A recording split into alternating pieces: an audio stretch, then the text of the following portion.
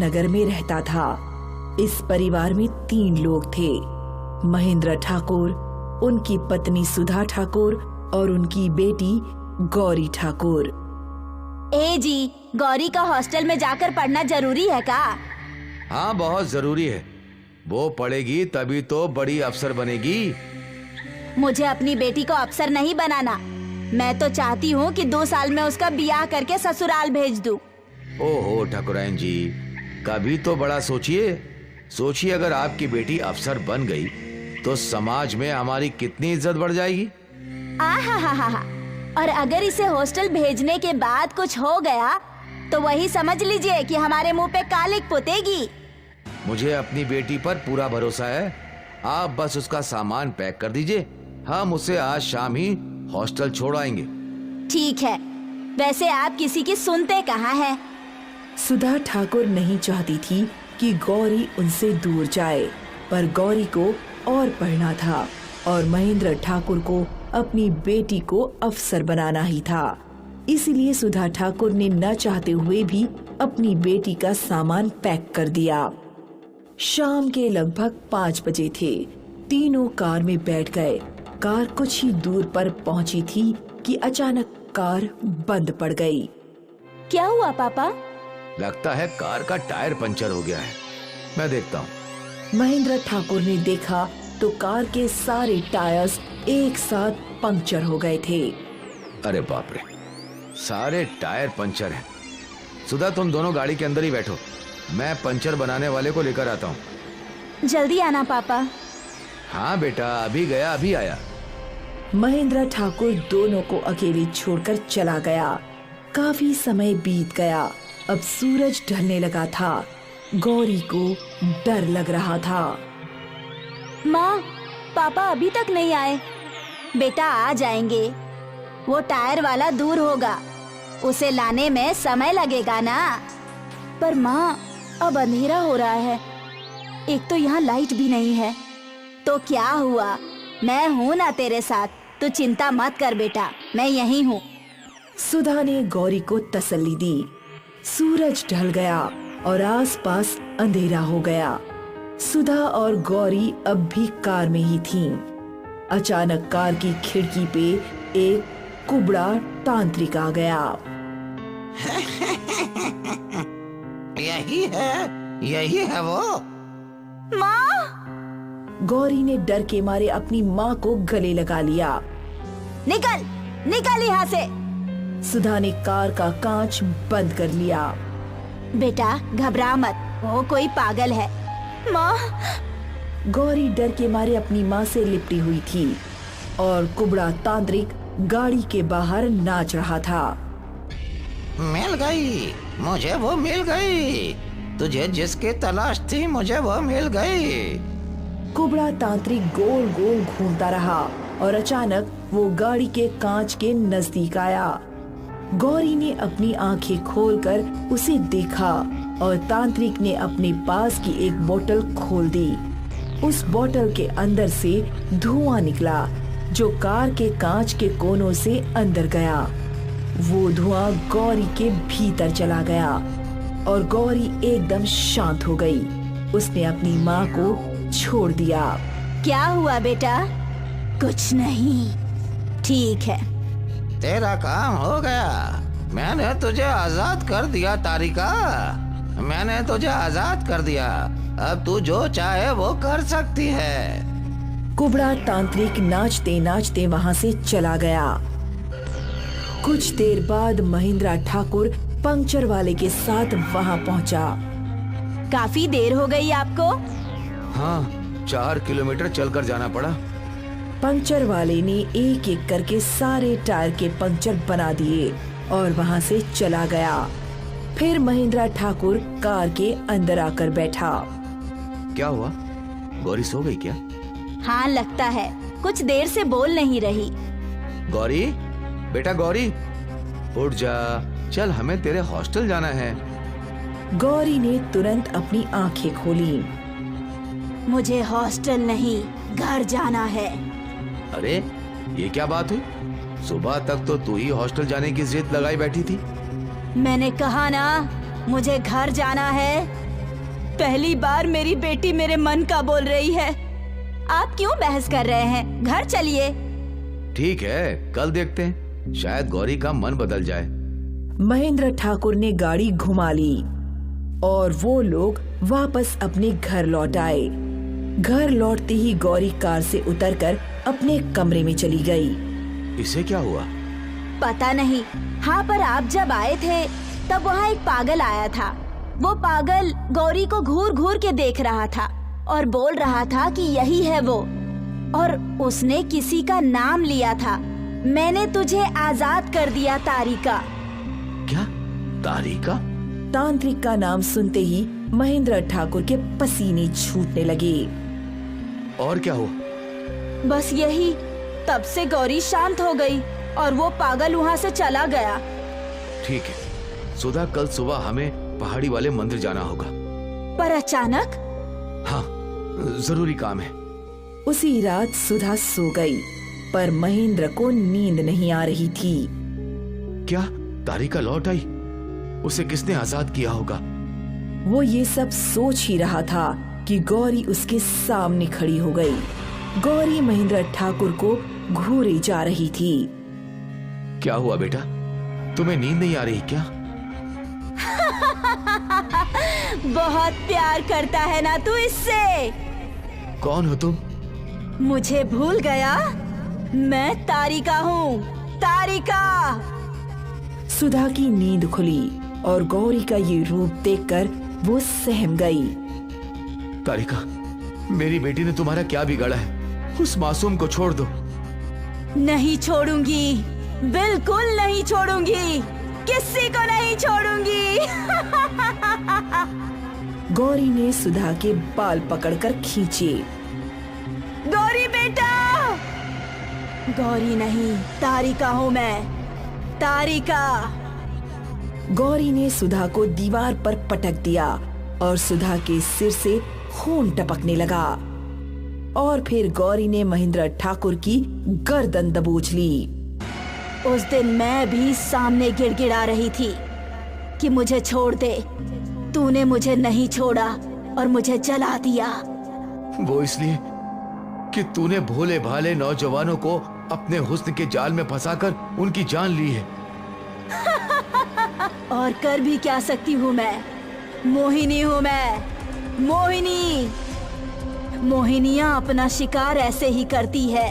उस भगवान ने हमें ऐसे ही बनाया है, लेकिन तूने मुझे जला दिया।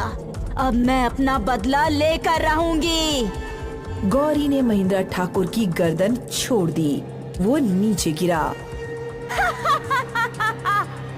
गौरी हंसती रही और पूरे घर में आग लगने लगी। कोई नहीं बचेगा, मैं किसी को जिंदा नहीं छोड़ूंगी। आग फैलती गई और फैलती गई। सुधा और महेंद्र ठाकुर आग में जलने लगे।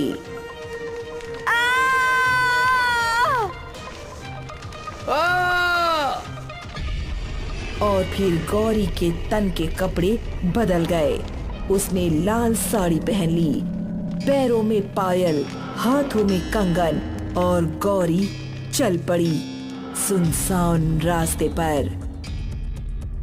तांत्रिक को गौरी का शरीर मिल गया और वो एक बार फिर उसी रूप में आ गई। उसकी सुंदर काया देखकर मर्द उसकी ओर आकर्षित होते ही रहते थे और वो उन सबका खून पीती थी। आधी रात का वक्त था। गांव के सभी लोग गहरी नींद में सोए हुए थे। भीमा रात के वक्त अपने खेतों की सिंचाई करने की तैयारी कर रहा था, मगर उसकी पत्नी रुक्मिणी उसे जाने तक से रोक रही थी। अगर आपको अपने खेतों की सिंचाई करनी है तो आप सुबह चले जाइए। आधी रात को जाने की क्या जरूरत है? आप सुन नहीं रहे हैं? कुत्तों के रोने की आवाज लगातार आ रही है। खेतों को सिंचाई की जरूरत अभी है और मैं सुबह जाऊं? रुक्मिणी, मेरा अभी जाना बहुत जरूरी है, नहीं तो पूरी फसल खराब हो जाएगी। और कुत्ते तो अक्सर रात में रोते ही हैं। लोग कहते हैं कि जब भी रात के समय कुत्ते रोते हैं तो उस जंगल के पुराने खंडहर के आसपास कुछ अपशगुन जरूर होता है और लोग रहस्यमयी तरीके से लापता हो जाते हैं जिनका फिर कुछ पता नहीं चलता। तुम भी न रुक्मणी, हद करती हो। मैं इन बातों को नहीं मानता। नहीं जी, आप मेरा कहना मानिए, आज मत जाइए, मुझे कुछ सही नहीं लग रहा है। मुझे मत रोको रुक्मणी, मैं अकेला नहीं जा रहा, अपने दोस्त राजन को भी साथ लिए जा रहा हूँ। इतना कहकर भीमा चला गया। सर्द रात में राजन और उसका पड़ोसी भीमा खेतों की सिंचाई करने पहुंच गए। ठंड अपने पूरे शबाब पर थी। उन दोनों ने सर्दी से बचाव के लिए आग जला ली थी। वो दोनों उस मनहूस खंडहर से ज्यादा दूरी पर नहीं थे। अचानक उन दोनों के कानों में एक दिल दहला देने वाली चीख सुनाई पड़ी। चीख किसी औरत की थी। चीख सुनकर राजन के तन बदन में डर की एक लहर सी दौड़ गई। भीमा, तुमने कुछ सुना? भीमा, जो अपने नाम के जैसा ही लंबा तगड़ा युवक था, और बोला, हाँ, मैंने भी वो चीख स्पष्ट सुनी है जो उस खंडहर की तरफ से आई है। तभी अचानक फिर से बचाओ बचाओ के साथ रोने और चिल्लाने की आवाजें फिर से सुनाई पड़ी। ये सब सुनकर दोनों विचलित हो गए। अचानक मन में कुछ निश्चय कर भीमा ने हाथ में लाठी उठा ली और खंडहर की ओर चल दिया। ये क्या पागलपन कर रहे हो भीमा? हमें यहाँ से चलना चाहिए। मुझे कुछ गड़बड़ लग रही है और मैं तो वैसे भी आज रात आने के लिए तैयार नहीं था। सिर्फ तेरी वजह से यहाँ पर आया हूँ। चल हट डरपोक कहीं का। जरा सोच कर देख, अगर कोई अबला सचमुच ही वहाँ पर खतरे में हो तो क्या हम उसकी सहायता ना करें? उसे यूं ही छोड़ दे क्या वहाँ मरने के लिए? भीमा के इस सवाल से राजन चुप हो गया और भीमा भागते हुए कुछ ही समय में उस भयानक जंगल में घुस गया। थोड़ी देर बाद ही वो दोनों घने जंगल के बीचों बीच खड़े थे। घने कोहरे में वो दोनों आंखें फाड़ फाड़ कर देखने का प्रयत्न कर रहे थे। इतनी देर में ही एक बार फिर से उस औरत की चीखें उन दोनों के कानों में पड़ी। भीमा और राजन चीख की दिशा में भागने लगे। वो दोनों थोड़ी ही दूर पहुंचे थे कि तभी सामने से कोई बहुत तेजी से भागा आया और सीधा भीमा से आकर टकरा गया और वो धड़ाम से जमीन पर जा गिरा। उससे टकराने वाली एक औरत थी। डर के मारे वो भीमा से लिपट सी गई और चीखते हुए कह रही थी, मामा, मुझे बचा लो, मुझे बचा लो, वो मुझे मार डालेंगे, बचा लो मुझे। इतना कहकर वो भीमा की बाहों में ही अपने होशो हवास खो बैठी और बेहोश हो गई। भीमा उसकी खूबसूरती देखकर अपनी सुध बुध खो बैठा और राजन की तरफ देखते हुए बोला, जा जल्दी से पानी लेकर आ, क्योंकि इसे होश में लाना जरूरी है। होश में आ भीमा, मुझे कुछ ठीक नहीं लग रहा। जरा गौर कर, यहाँ इस औरत के अलावा और कोई इंसान मुझे मौजूद नहीं दिख रहा। ठीक है, अगर तू नहीं जाएगा तो फिर मैं ही चला जाऊंगा। ठीक है, मैं जाता हूँ। राजन पानी लेने वहां से चल पड़ा। वहां थोड़ी दूर पर ही वो मनहूस खंडहर भी मौजूद था, जिसके पास ही एक पुराना कुआं भी मौजूद था। राजन उस कुएं के पास जैसे ही पहुंचा, अचानक उस खंडहर से सैकड़ों घुंघरुओं की आवाजें आने लगी और देखते ही देखते वो खंडहर रोशनी से जगमगा उठा।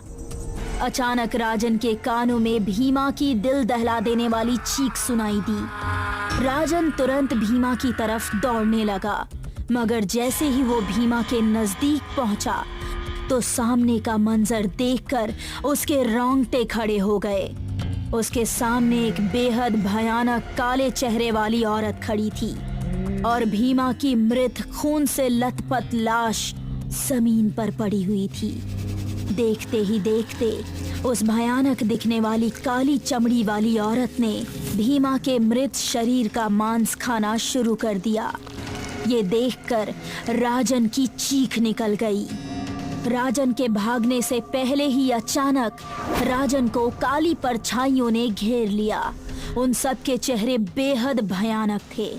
अचानक वो काली चमड़ी वाली उड़ते हुए राजन के सीने पर बैठ गई। राजन की एक दिल दहला देने वाली चीख सन्नाटे को चीर गई। दूसरे दिन भीमा और राजन के लापता होने की खबर जंगल में आग की तरह फैल गई। गांव के एक व्यक्ति ने मुखिया से पूछा, मुखिया जी, अब बस बहुत हो गया।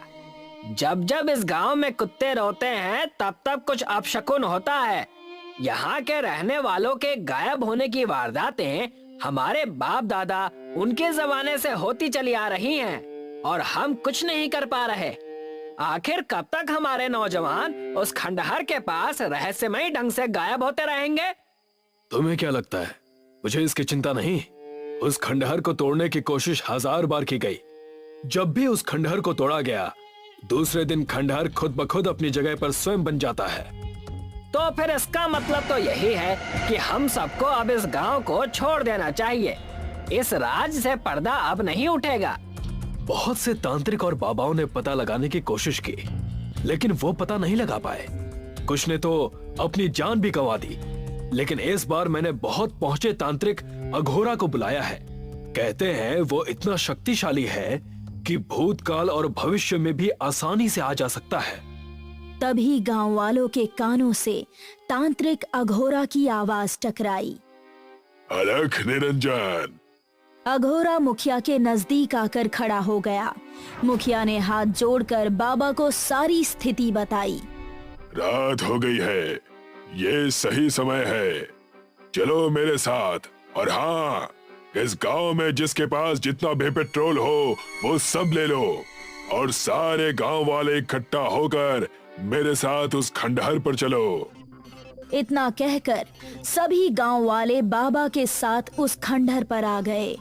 तांत्रिक अघोरा ने अपनी आंखें बंद कर ली। अघोरा की आंखें बंद करते ही बहुत तेज हवा चलने लगी। कुछ देर बाद अचानक अघोरा ने अपनी आंखें खोलकर कहा, अलख निरंजन। क्या आपने अपनी दिव्य दृष्टि से कुछ देखा? हाँ मुखिया, देखा। मैंने भूतकाल में जाकर सब देखा। तांत्रिक अघोरा चीख कर बोला, कालो, उसका नाम कालो है। कई वर्षों से यहाँ के नौजवानों को मारकर उनके शरीर के मांस के साथ साथ उनकी हड्डियां तक खा जाती है। तांत्रिक अघोरा की बात सुनकर सभी गांव वालों की आंखों में दहशत झलकने लगी। ये अंग्रेजों के जमाने की बात है, जब ये गांव क्रांतिकारियों के गांव के नाम से मशहूर था। उस जमाने में एक औरत यहाँ इस खंडहर में रहती थी जिसका नाम कालो था। कालो एक बेहद सुंदर और खतरनाक स्त्री थी जिसके ना जाने कितने अंग्रेज अफसरों के साथ नाजायज शारीरिक संबंध थे। कालो काला जादू करने में माहिर थी। शैतान को खुश करने के लिए और सदैव जवान और सुंदर दिखने के लिए वो गांव की औरतों और मर्दों को अंग्रेजों द्वारा जबरदस्ती पकड़कर उनकी बलि लिया करती थी और बलि देकर वो उन सब का कच्चा मांस खा जाती थी। जब इस बात की भनक क्रांतिकारियों को लगी तो उन्होंने कालो को जिंदा दीवार में चुनवा दिया। लेकिन कालो अपनी आत्मा का सौदा शैतान से पहले ही कर चुकी थी। मरने के बाद कालो एक शैतान बन गई, लेकिन अब उसका वक्त खत्म। इतना कहकर अघोरा बहुत तेज आवाज में मंत्र पढ़ने लगा। देखते ही देखते अचानक उस खंडहर की दीवार फट गई और उसमें से एक भयानक काली चमड़ी वाली औरत बाहर निकल कर आ गई।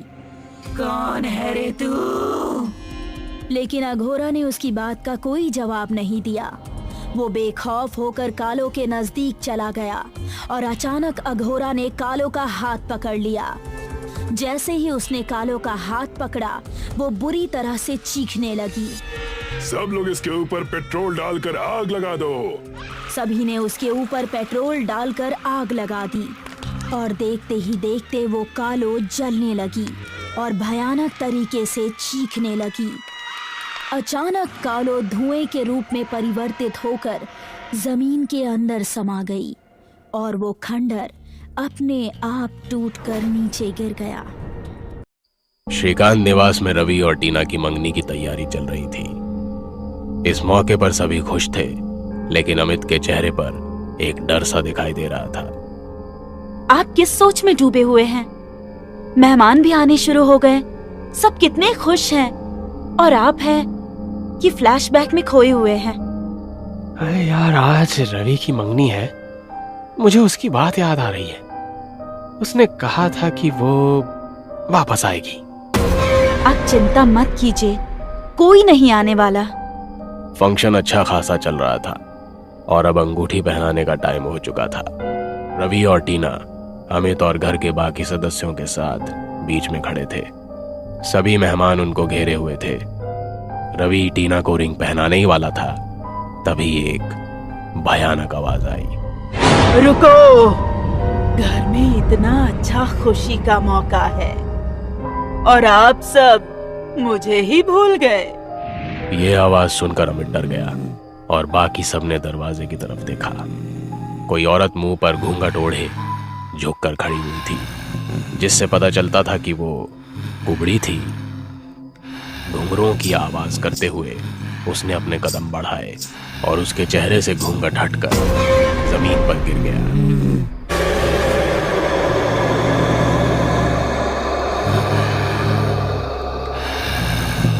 अब आएगा फंक्शन का असली मजा, कहकर उसने एक मेहमान की गर्दन पकड़कर तोड़ दी। सब डरकर इधर उधर भागने लगे।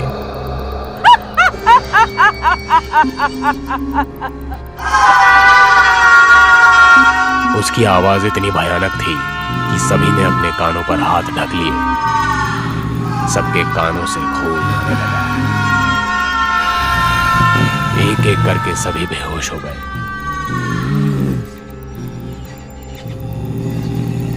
उसने जमीन पर बेहोश पड़े लोगों में से रवि और टीना का पैर पकड़ा और उनको घसीटते हुए बाहर दरवाजे की तरफ ले गई। जब अमित की आंख खुली तो उसने देखा सभी लोग बेहोश पड़े हुए हैं और रवि और टीना गायब हैं। उसने अर्पिता को उठाया और वो डरते हुए होश में आई। रवि और टीना कहाँ है? और वो कुबड़ी डायन? वो उनको अपनी उस गुफा में लेकर गई होगी जिसमें वो 18 साल पहले गायब हुई थी। दूसरी तरफ रवि और टीना डायन के सामने खड़े हुए थे। वो एक गुफा में थे। डायन ने अपनी मायावी शक्ति से उनके पैर बांध रखे थे। दोनों बेबस खड़े हुए अपनी डरती हुई निगाहों से उसे देख रहे थे। कौन हो तुम? क्यों तुमने हमें अगवा किया? अगर जिंदा रहे तो तुम्हारे पिता से पूछना कि मैं कौन हूँ, वही अच्छे से बता पाएंगे। सुनकर टीना और रवि दोनों डर गए। तभी उन्होंने देखा कि एक बकरी घूमती हुई गुफा के अंदर आ गई है। चलो ये अच्छा हुआ, वैसे भी बहुत देर से भूख लगी थी। कहकर वो उस बकरी पर झपट पड़ी।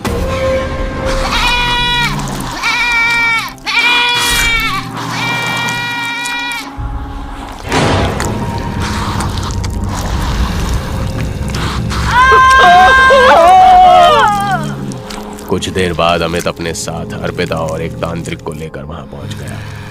उनको देखकर टीना और रवि की थोड़ी हिम्मत बंधी। अरे ओ डायन, इस परिवार को छोड़कर चली जा, नहीं तो मुझे मजबूर होकर तुझे खत्म करना पड़ेगा। ये परिवार मेरा है, मैं इसको छोड़कर कहीं नहीं जाने वाली। ये सुनकर सभी डर गए और तांत्रिक गुस्से में आ गया। अगर ऐसा है तो ये ले। तू ये ठीक नहीं कर रहा है तांत्रिक। चली जा, अब भी वक्त है। बस कुछ देर और, फिर मैं ये शरीर छोड़कर इस टीना के शरीर में समा जाऊंगी। तो अब तुझे खत्म करना ही पड़ेगा। कहकर तांत्रिक ने एक मंत्र पढ़ा और उसके ऊपर पानी फेंका। फिर अपने गले से एक माला उतारी और तेजी से उसके गले में डाल दी। निकाल इसको! कुबड़ी डायन ने माला को उतारने के लिए जैसे ही उसको छुआ, जमीन पर गिरकर मचलने लगी। बैठ जा। तांत्रिक की बात सुनकर वो बैठ गई और तांत्रिक उसके सामने बैठकर मंत्र साधन करने लगा।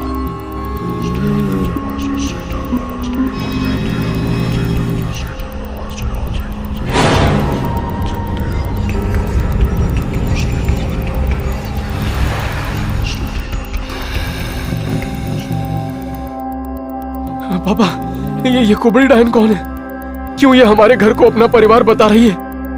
बेटा, ये मेरी पहली बीवी पूर्णिमा है। तुम्हारी मम्मी से पहले मैंने इससे शादी की थी, लेकिन हमें कोई औलाद नहीं हो रही थी। मुझे अपने घर का वारिस चाहिए था, इसलिए मैंने कई जगह से इसका इलाज करवाया, लेकिन कहीं से भी कामयाबी नहीं मिली। फिर आखिरकार मैंने तंत्र विद्या का सहारा लेने की सोची। मैंने इसको एक तांत्रिक को दिखाया। उसने हमें कुछ साधनाएं करके तो दी और कुछ औषधियों के जरिए इलाज करने को कहा। उसकी बताई गई साधना हम दोनों पति पत्नी मिलकर किया करते थे और उसे दी गई औषधि को भी मैं इसे रोजाना दिया करता था। उन औषधियों से इसके शरीर में कमजोरी आती जा रही थी, इसे दर्द रहने लगा था और कमर अपने आप भारी होती जा रही थी। इसने मुझे बताया कि इसको परेशानी हो रही है, तो मैंने तांत्रिक से कहा। उसने कहा कि यह इलाज का हिस्सा है, अगर औलाद चाहते हो तो पूरा इलाज करना ही पड़ेगा। मैं औलाद के लालच में अंधा हो चुका था। मैंने वो औषधियां इसको जबरदस्ती खिलाई और धीरे धीरे ये बदसूरत हो गई और इसको कुबल निकल आया। तब जाकर तांत्रिक ने सिर्फ इतना कहा कि इलाज का इस पर कोई असर नहीं हुआ, आगे वो कुछ नहीं कर सकता। मैंने सब्र कर लिया, लेकिन इसको इस बात से बहुत तकलीफ हुई। इसकी खूबसूरती खोने का गम इसको लग गया। इसने कहा कि ये एक दिन वापस आएगी और मुझसे बदला जरूर लेगी।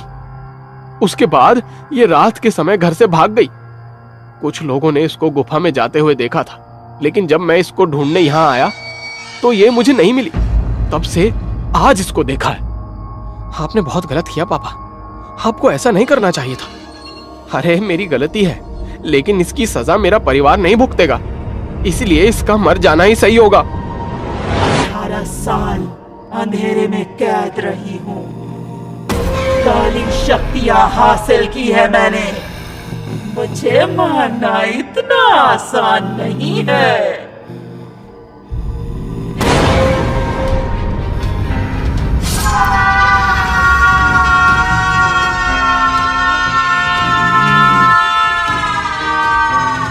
ये देख बाकी चारों भी चिल्लाए और बाहर की तरफ भागे, लेकिन कुबड़ी डायन ने टीना को पकड़ लिया। टीना ने जैसे ही चिल्लाने के लिए मुंह खोला, कुबड़ी डायन ने एक मंत्र पढ़ा। कुबड़ी डायन की आत्मा उसके शरीर से निकलकर मुंह से होती हुई टीना के शरीर में चली गई। कुबड़ी डायन का शरीर जमीन पर गिर गया। अब इस टीना का रोल खत्म। ये कहकर उसने एक और मंत्र पढ़ा और टीना की आत्मा निकलकर कुबड़ी डायन के शरीर में चली गई और वो उठ खड़ी हुई। टीना ने देर ना करते हुए चाकू उठाया और कुबड़ी डायन की गर्दन पर। नहीं रवि, तुमको घबराने की जरूरत नहीं है। माना कि आत्मा मेरी है, लेकिन शरीर तो तुम्हारी टीना का ही है ना। मैं कोशिश करूंगी कि तुम्हें उससे भी ज्यादा प्यार करूं। अब अमित के परिवार के पास उसको अपनाने के अलावा और कोई रास्ता भी नहीं था, इसलिए वो बेबस हो गए। अब मैं हमेशा आपके घर में आपकी बहू बनकर रहूंगी, और फिर से कुछ उल्टा सीधा किया तो कुबड़ी डायन फिर से वापस आएगी।